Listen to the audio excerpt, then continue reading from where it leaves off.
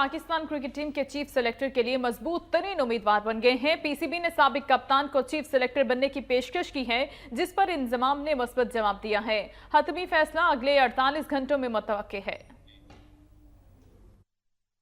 ज़राए के मुताबिक पीसीबी ने साबिक कप्तान इंजमाम उल हक से टेलीफोनिक राब्ता करके इन्हें पाकिस्तानी टीम की सिलेक्शन जिम्मेदारियां संभालने की पेशकश की है। इंजमाम ने पेशकश का मस्बत जवाब दिया, लेकिन क्योंकि वो अफगानिस्तान टीम के कोच हैं और इनका अफगान क्रिकेट बोर्ड से मुआहदा है, इसलिए वो फौरी तौर पर इस पेशकश का जवाब नहीं दे सके। ज़राए का कहना है कि अगले 24 से 48 घंटों में इंजमाम उल हक को पाकिस्तान क्रिकेट टीम का नया चीफ सेलेक्टर बनाने का बाज़ाब्ता ऐलान कर दिया जाएगा और पाकिस्तान टीम के दौरा इंग्लैंड से कबल इंजमाम अपनी नई जिम्मेदारी संभाल लेंगे। चेयरमैन पीसीबी शहरयार खान ने गुज़िश्ता रोज इस ख्वाहिश का इजहार किया था कि वो पाकिस्तानी टीम के कोच और चीफ सेलेक्टर के लिए 90 की दहाई के कामयाब क्रिकेटर्स में दिलचस्पी रखते हैं। इंजमाम उल हक की कोचिंग में अफगानिस्तान क्रिकेट टीम की कारकर्दगी में आने वाली हैरत अंगेज बेहतरी भी इंजमाम की मुतवक्किल सिलेक्शन